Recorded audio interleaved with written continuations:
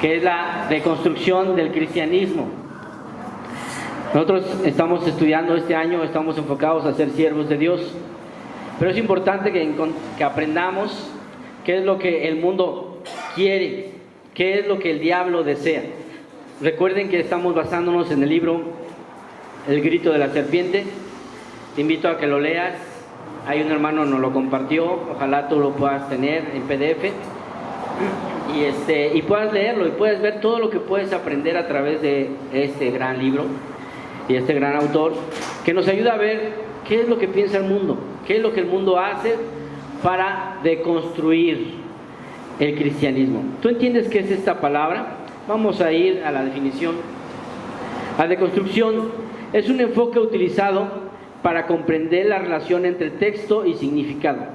Fue originado por el filósofo Jacques Derrida.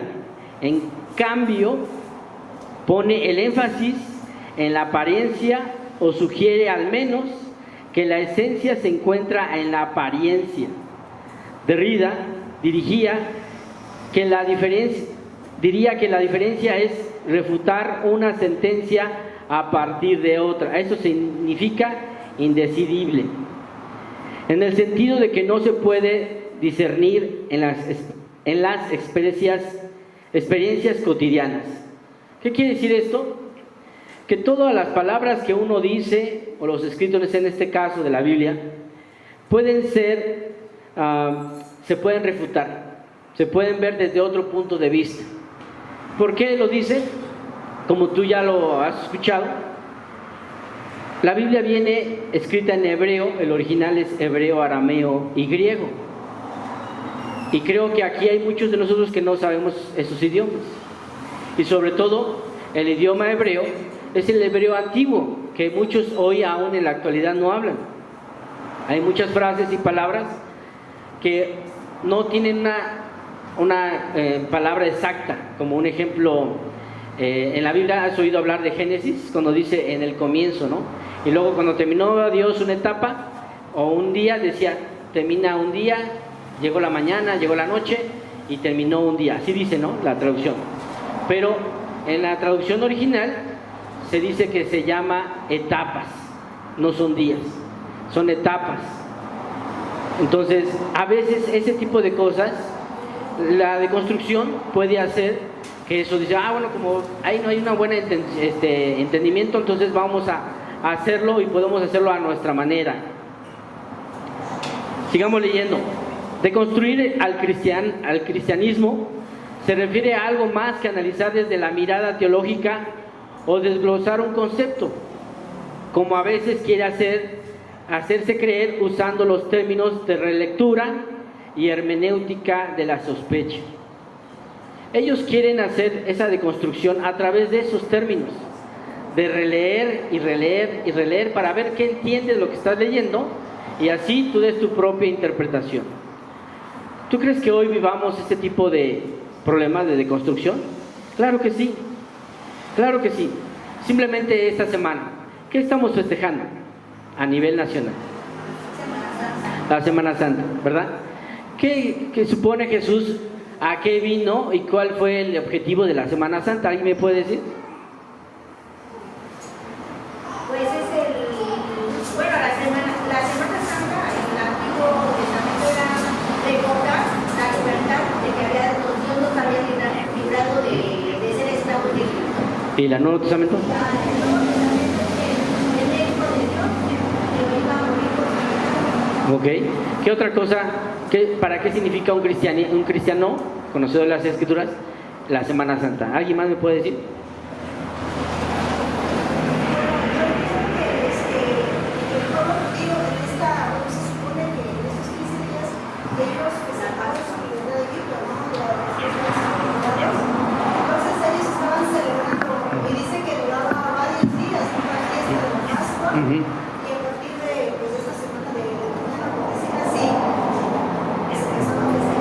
Así es. Bueno, si tú recuerdas, el propósito básico de la Semana Santa es que Jesús vino a salvarte. A eso vino Jesús, a salvarnos, a rescatarnos, a darnos esperanza y salvación. ¿Por qué entonces hoy nosotros, como cultura mexicana, festejamos este día y no comemos carne? Y no podemos hacer compras después de ciertos días. Hay muchas otras costumbres, ¿no? Que si después del viernes ya no puedes salir a comprar, tienes que mantener todo listo para que no salgas viernes, sábado y domingo, porque son santos. Y así, tú, alguna vez, hermano, tú que has leído la Biblia, ¿alguna vez Jesús te dejó reglas? ¿Qué hacer? Te dijo qué tenías que hacer en esos días, cómo hacerle, cómo vivir, cómo practicarlo. En el Antiguo Testamento dice que estas fiestas, sí, son 7 días y luego otros 7 días, o sea, 14 días en los que tenían que ser santos y reunirse. Bueno, 7 días que tenías que acordarte de esas cosas y vivir en tabernáculo, pero el 7º día tenías que tener una reunión santa. ¿Por qué nadie de aquí lo hace? ¿Por qué nadie de aquí lo hace? Ya lo dijo, ¿no? 7 días en el tabernáculo, 7 días en la Semana Santa, comer el cordero, compartir la comida con los familiares y todo eso. ¿Por qué no lo hacen, hermanos? Si lo viene en la Biblia, ¿no? ¿Por qué no lo hacen?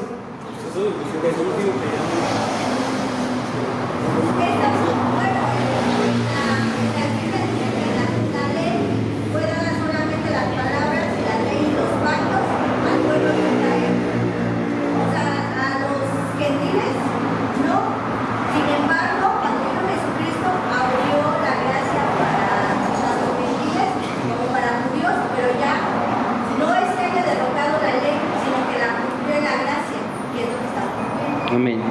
Pues algo así de la gracia, lo que ella dijo exactamente, pero al final de cuentas, hermano, Jesús dijo: yo vengo a romper con las reglas. Los seres humanos empezaron a tener muchas tradiciones, y si tú te acuerdas, los judíos lavaban las vasijas de metal, las camas. Nunca en la Biblia dice lava las camas, tienes que lavar eso, no. Simplemente Dios les enseñó que tenían que purificarse para mantenerse limpios, y lo hacía una señal de rito porque había muchos microbios, muchas enfermedades que ellos no conocían y Dios no les estaba explicando, y Dios les decía: purifíquense.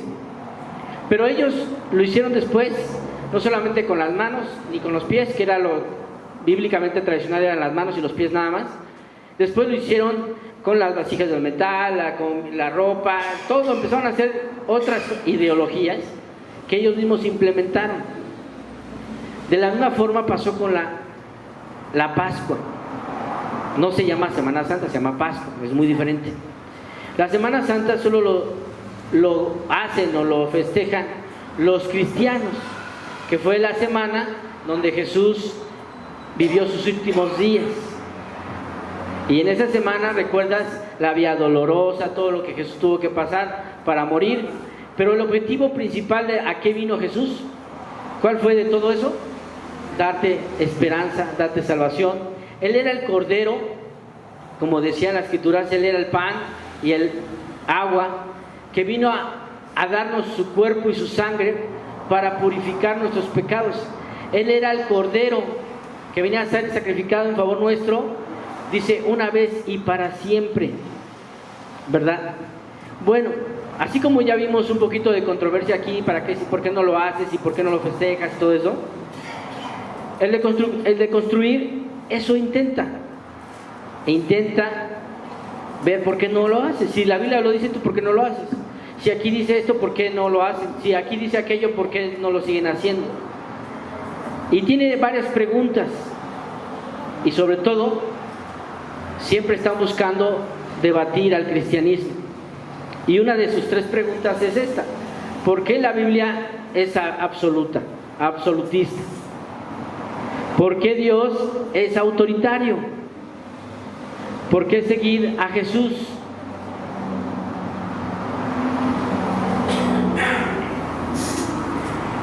Vamos a responder esas preguntas a través de las Escrituras, y vamos a ir a la primera. ¿Por qué Dios es absolutista? ¿Alguien sabe qué significa esta palabra? Sí, que no hay otra. Tienes otra, te debe regir, no hay otra. Sí. No hay otro lugar, otro camino, no hay nada más que hacer si tú quieres ser y seguir a Dios. Y lo vemos esto, que el cristianismo sea absolutista significa que desde el punto de vista ético, que descansa sobre una ley moral absoluta. Esa es la definición de que la ley moral de alguien, de algo, descansa en eso. Hoy, ¿en qué descansa, hermano, tu ética? ¿En qué descansa tus pensamientos morales? ¿En qué descansa tu conciencia? Porque cada persona hoy aquí podemos decir somos cristianos, pero ¿realmente sigues lo que la Biblia enseña? ¿Descansa tu moralidad, tus principios, tu ética, tus valores en la Biblia? ¿O en qué descansa? Veamos lo que dice la Biblia, lo que dice Dios. Salmos 19:7, dice ahí: la ley del Señor es perfecta, que restaura el alma. El testimonio del Señor es seguro, que hace sabio al sencillo. Muchos de ellos, el deconstruccionista está pensando: ¿por qué es absolutista? ¿Por qué no podemos hacer lo que nosotros queramos? ¿Por qué no podemos vivir como nosotros queramos? ¿Por qué tenemos que seguir reglas? ¿Por qué tenemos que obedecer a Dios? ¿Por qué es tan severo? ¿Por qué en el Antiguo Testamento, cuando alguien era impuro y entraba al lugar santísimo, inmediatamente moría? Bueno, dice la Biblia, la ley del Señor es perfecta. ¿Qué quiere decir esto? No hay errores, no hay equivocaciones. Por más que le busques y le busques y le busques, si profundizas perfectamente bien en las Escrituras, no tiene errores ni contradicciones. Por eso la Biblia dice que es perfecta. Dios mismo lo dice, que esa ley es perfecta. Dice también que restaura el alma. Hoy en nuestra sociedad, ¿cómo vivimos? Vivimos llenos de frustraciones, ¿verdad? Vivimos llenos de emociones. Emociones que nos llevan a la ¿qué? A la depresión. ¿Cuál es la enfermedad del siglo XXI? La depresión. Y muchos la hemos vivido, conocida o no conocida, entendida o no entendida, muchos lo hemos vivido de una manera u otra. ¿Alguna vez has tenido ganas de no levantarte de tu cama? Eso se llama depresión. ¿Alguna vez te has sentido cansado y no querer salir a trabajar? Eso se llama depresión. ¿Alguna vez te has sentido cansado de tu pareja, de tu esposo, esposa, de tus hijos, no quisieras verlos por un día? Eso se llama depresión. Y así, hay muchos otros ejemplos que pueden demostrar que todos hemos vivido eso. Y a veces no le damos importancia. Pero dice la Biblia que restaura el alma. Restaura desde adentro de tu ser. Muchos de este tipo de personas no conocen la vida espiritual. Solo saben y conocen lo material, lo que pueden ver, tocar y palpar. Y si no lo ven, entonces no existe. Entonces por eso siempre va a haber carencias de entender la Biblia, porque la Biblia fue escrita en un enfoque espiritual, para la moral, para la ética del ser humano. Dice la Escritura: el testimonio del Señor es seguro, que hace sabio al sencillo. ¿Tú quieres tener sabiduría? ¿Quieres, a pesar de no tener estudios o conocimientos, puedes saber qué te conviene y qué no te conviene en la vida? Conoce a Dios, conoce su Biblia, conoce su palabra, y Él te va a dar lo necesario para la vida. La Biblia no fue escrita para que conozcas la ciencia. La Biblia no fue escrita para que conozcas los métodos tecnológicos más recientes. La Biblia no fue escrita para muchas otras cosas que la gente quiere que sea la Biblia.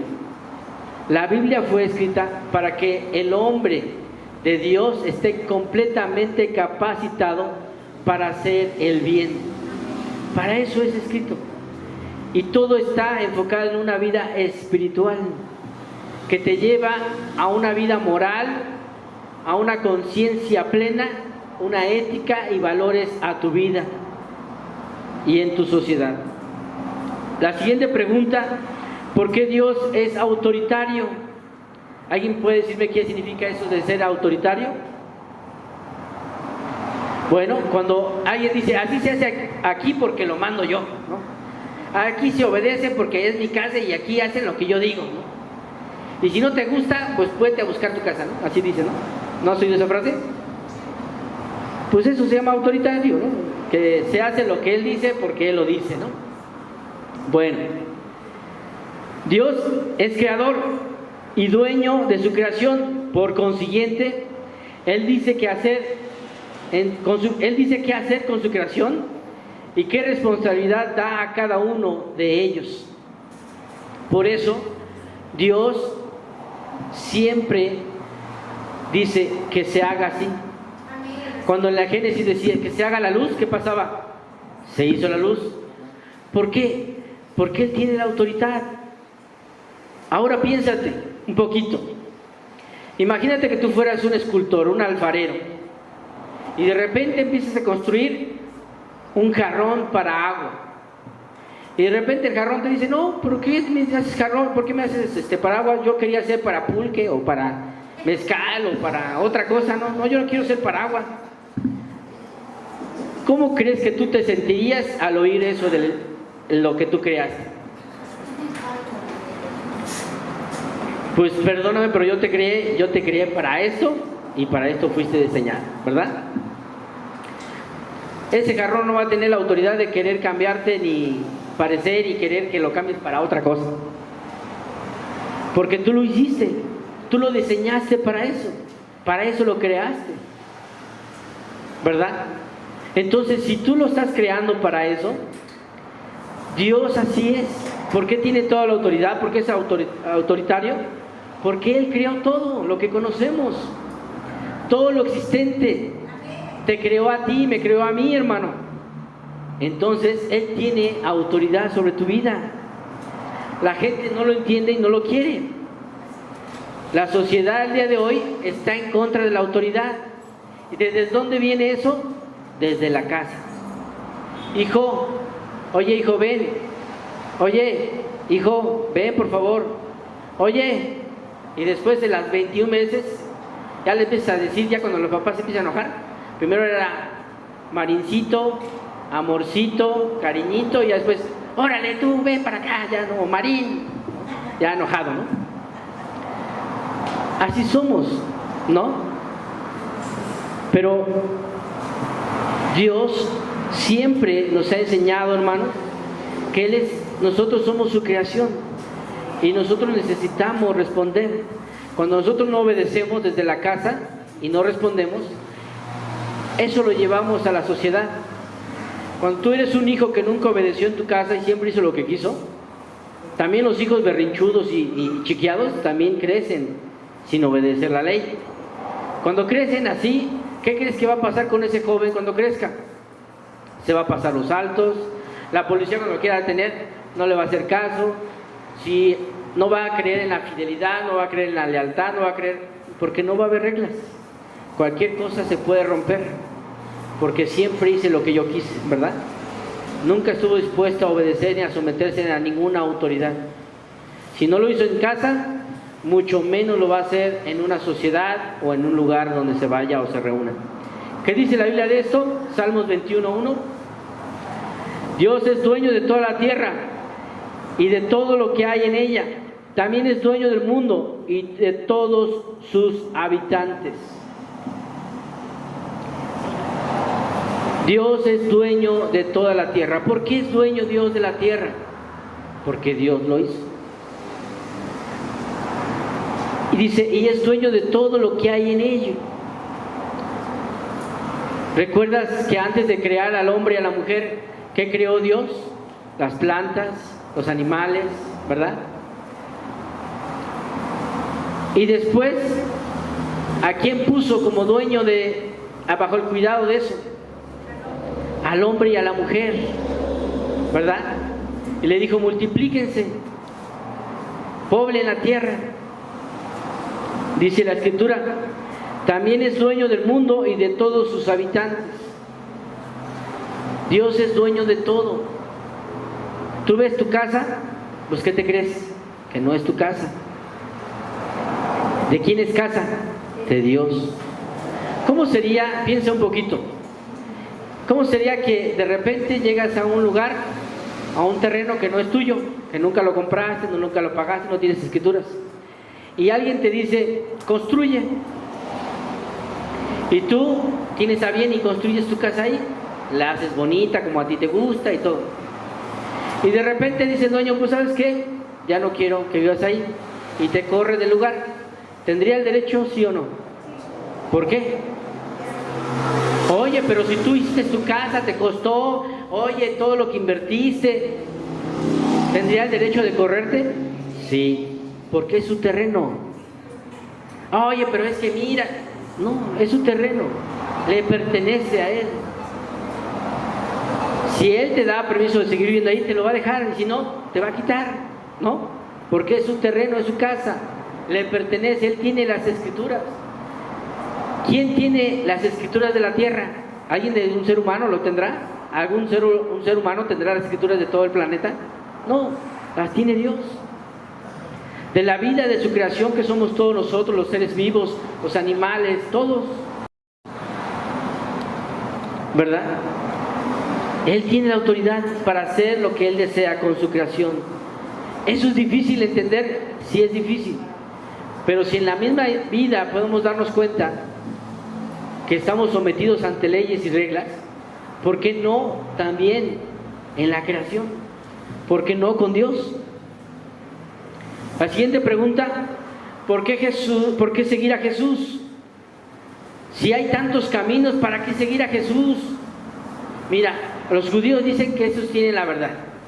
Los musulmanes dicen que tienen la verdad. Los del Islam dicen que tienen la verdad. Los del hinduismo dicen que tienen la verdad. ¿A quién le hago caso? ¿Por qué seguir a Jesús? Si ¿no se supone que Dios es el que tiene todo el poder? ¿No se supone que Dios tiene toda la autoridad? Bueno, vayamos a la Escritura. Lo que Jesús declaró en Mateo 28, 18 dice: y acercándose Jesús les habló diciendo: toda autoridad se me ha sido dada en el cielo y en la tierra. ¿Quién tiene la autoridad ahora? Jesús. ¿Por qué lo tuvo? Porque vino a este mundo, Dios se hizo hombre, murió por ti y por mí para pagar nuestra deuda. Todo lo que tú le debías a Dios, Jesús lo pagó. ¿Para qué? Para que tú tuvieras salvación. Entonces, ¿quién ahora tiene la autoridad sobre todo esto? Jesús. ¿A quién tenemos que seguir? A Jesús, porque Él tiene ahora la autoridad sobre el cielo y la tierra. También dijo Jesús en Juan 14:6. Jesús respondió: yo soy el camino, la verdad y la vida. Sin mí nadie puede llegar al Dios el Padre. Yo soy el camino, la verdad y la vida. Hermano, no hay otro camino. No todos los caminos llevan al cielo, no. No es como ese dicho de todos los caminos llevan a Roma, no, hermano. Solo hay un camino, que es Jesús. Hay gente el día de hoy que se dice ser creyente, que sigue creyendo seguir las tradiciones de nuestros antepasados del Antiguo Testamento, que no es necesario Jesús. Hay personas que creen que Jesús solamente es un profeta más y que no tiene autoridad en este mundo. Hay gente que piensa que Jesús es un extraterrestre, que nada más vino, no sintió, Él nunca le dolió nada y por eso se sacrificó. Hay gente que piensa que Jesús fue un espíritu y que por eso Jesús pudo hacer todo lo que ha hecho. Pero Él claramente dice y lo declara: yo soy el camino, la verdad y la vida. Sin mí nadie puede llegar al Padre. ¿Tú quieres ir al cielo? ¿Tú quieres ir con Dios? Sigue a Jesús. No hay otro camino. No hay duda de esto. Pero ¿qué sigue pasando en la sociedad, hermano? La colonización. ¿Qué ha pasado con México? ¿Qué nos ha pasado a México? ¿Cuántas veces hemos sido colonizados? Un buen de veces, ¿verdad? Y hasta el día de hoy seguimos haciéndolo. Vamos a ver el término de colonización. Es un término que en el uso político generalmente está asociado al poder, la conquista y la exploración, vinculado con el concepto conocido como el imperialismo.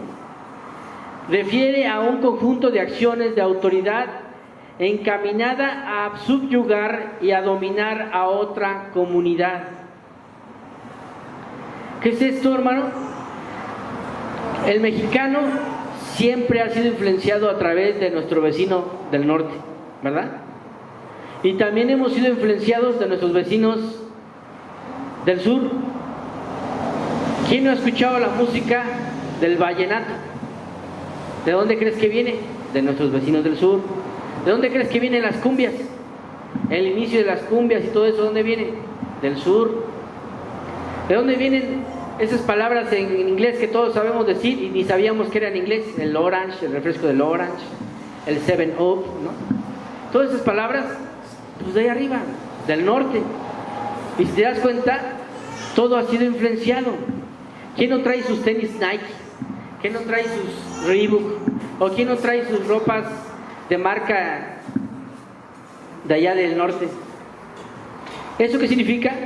Que hemos sido colonizados, influenciados, ¿verdad? Y ahora hasta los chinos también nos están influenciando, ¿no? Todo dice ahí, Made in China, ¿no? Esto que nos lleva, hermanos, también a una colonización del pensamiento. Todos nosotros estamos siendo influenciados en nuestros pensamientos de cómo debemos vivir. Ah, es que si eso no es de marca, no vale. Es que si no es de tal, o no, es que si no está tan caro, entonces realmente no sirve. Si no es caro, no sirve, ¿no? Y así tenemos muchos pensamientos en nuestra sociedad influenciados por muchas tradiciones y culturas, ¿verdad? Y las seguimos haciendo hasta el día de hoy.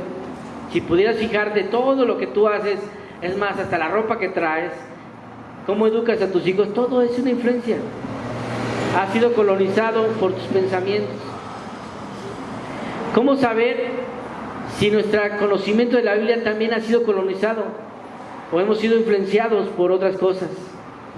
¿Cómo saber que es correcto lo que aprendemos? Vamos a ver un ejemplo en Hechos capítulo 17, versículo 10 al 12. Dice ahí: enseguida los hermanos enviaron de noche a Pablo y a Silas y a Bernabé. Vamos a parar tanto, nada más quiero darte el contexto. Habían oído que estaban, bueno, los hermanos estaban en Tesalónica, habían oído que había griegos que estaban interesados por conocer la palabra de Dios. Entonces los hermanos enviaron, en este caso a Silas, a Pablo, a Berea, ¿no? Ahí todo ese pueblo era griego. Muy bien, sigamos leyendo. Los cuales al llegar fueron a la sinagoga de los judíos. Estos eran más nobles que los de Tesalónica, pues recibieron la palabra con toda solicitud, escudriñando diariamente las escrituras para ver si estas cosas eran así. Por eso muchos de ellos creyeron, así como también un buen número de griegos, hombres y mujeres de distinción. ¿Cómo ves la actitud de estas personas? Dice que lo recibieron, aquí esta versión, con toda solicitud. Hay otra versión que dice de buena manera.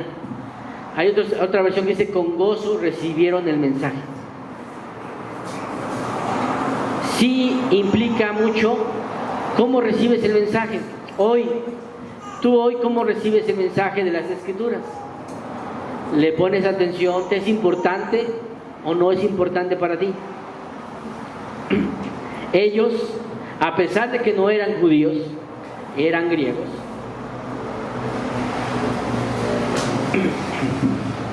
No solamente los escucharon atentamente, pusieron su atención, sino dice, escudriñaron diariamente las Escrituras. ¿Qué Escrituras, hermano?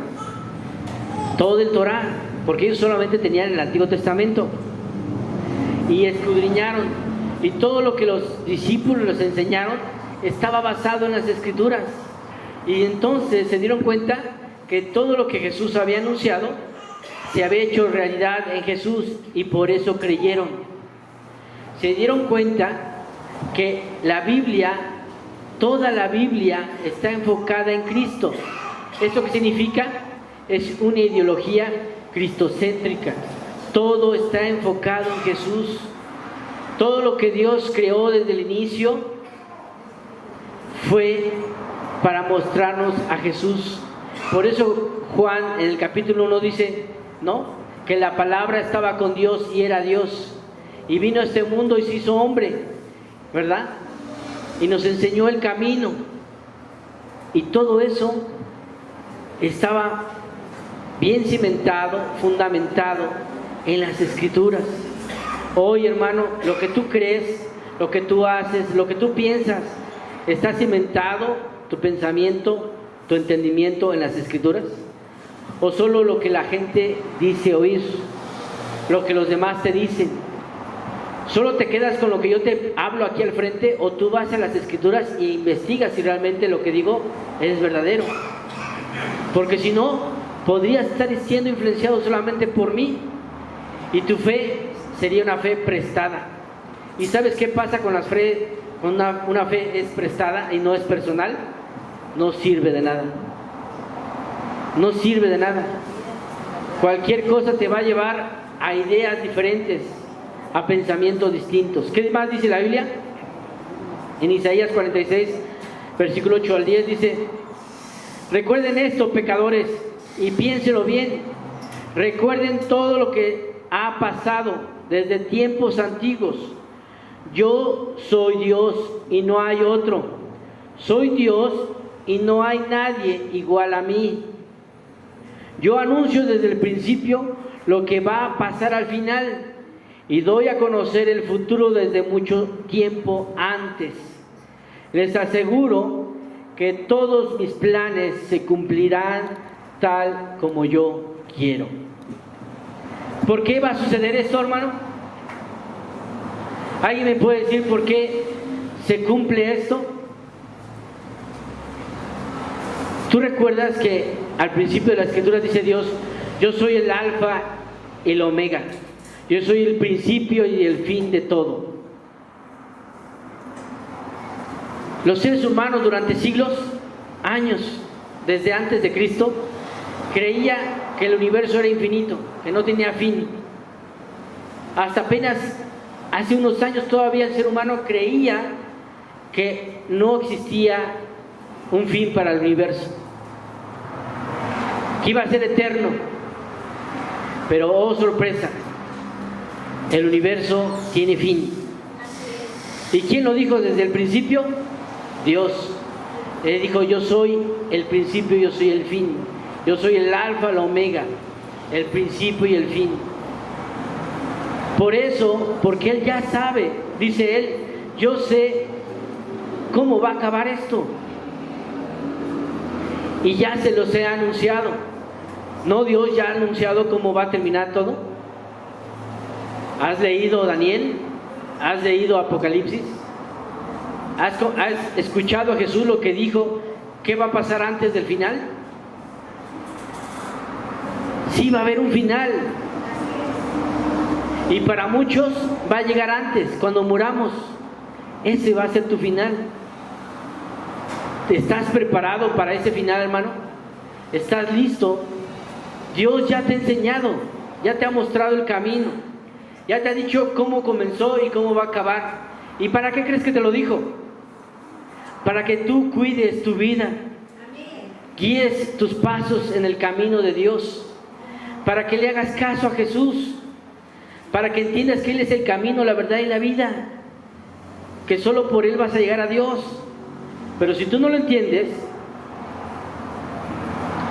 solo Dios te vuelve a decir: recuerda esto, yo soy Dios y no hay otro aparte de mí. Y siempre se cumplirán todo lo que yo quiero. ¿Por qué? Porque Él es Dios. Él es tu Dios. Creas o no creas, Él inició todo y Él va a terminar todo. Y un día vamos a rendirle cuentas a Él, todos, cada uno de nosotros, porque cada uno de nosotros somos su creación. Juan capítulo 15, versículos 5 al 6 dice: el discípulo que se mantiene unido a mí y con quien yo me mantengo unido es como una rama que da mucho fruto, pero si uno de ustedes se separa de mí, no podrá hacer nada. al que no se mantenga unido a mí, le pasará lo mismo que las ramas que no dan fruto. Las cortan, las tiran y cuando se secan, les prenden fuego. Hermano, esto es lo que nos puede pasar a ti y a mí si tú no mantienes unido a Jesús. Debe de haber varias cosas: tú buscar a Jesús y Jesús mantener unido a ti, porque Él es la vid. Si tú no te mantienes unido a la vid, te vas a secar, y si te secas, dice, te van a cortar y te van a desechar, y va a llegar un tiempo, no es en ese instante, no es en días después, sino en un tiempo, una etapa, en un momento posterior va a haber la sentencia, el juicio. Por eso es importante. Por último, todo esto que estamos viendo, hermano, es intolerante para el posmodernismo. El que Jesús diga que nadie llega al Padre sino por mí, como dice Juan 6, porque no hay otro nombre dado a los hombres en quien poder ser salvos, como dice Hechos 4:12. Este monólogo discriminatorio no deja lugar para la epistemología emergente, porque lo que conocemos lo recibimos con la mente de Cristo, como dice 1 Corintios capítulo 2, 16. La mente del cristiano no es guiada primordialmente por la cultura, sino por la renovación de la mente que busca la voluntad de Dios, buena, agradable y perfecta, como dice Romanos 12:2. La deconstrucción, por ende, no puede proceder sin reinventar el significado que para Jesús tenía su propia enseñanza y que comunicó a sus propios apóstoles. El posmodernismo y la deconstrucción siempre van a estar peleando en contra de las enseñanzas de Jesús, porque Jesús y la Biblia, Dios y la Biblia, siempre nos ha enseñado que tenemos un Dios que Él dirige todo, Él es el creador de todo, Él tiene la autoridad sobre toda su creación, Él tiene el poder para movernos como queramos. Él dice que tiene contado hasta el último cabello de nosotros. Él sabe cuándo vas a nacer y cuándo vas a morir. Él lo sabe todo. Entonces, estos hombres, tanto la deconstrucción como el posmodernismo, no pueden entender que alguien pueda dirigir sus vidas, que alguien les haya destinado un propósito aquí en la vida. La ciencia y la gente que cree así siempre se pregunta, bueno, es que necesitamos responder preguntas del cómo, para qué o dónde, pero la ciencia nunca va a responder el por qué estás tú hoy aquí. ¿Cuál es el objetivo de por qué estás tú? ¿A qué viniste al mundo? Por eso todo ser humano en algún momento en la vida se pregunta, ¿a qué estoy aquí? ¿Por qué estoy aquí? ¿A qué vine? ¿Cuál es mi propósito en la vida? Esa pregunta solo Dios te la va a responder. Y eso lo vas a encontrar a través de sus enseñanzas, a través de las Escrituras, y Él te va a indicar el camino que debes seguir. Porque toda Escritura está inspirada por Dios y es útil para enseñar, corregir, para educar al hombre, para que viva y haga el bien y esté completamente preparado para hacer toda clase de bien. Ese es el objetivo, hermano. Ese es el objetivo, amigo. Quiero combinar con una oración. Acompáñame, por favor.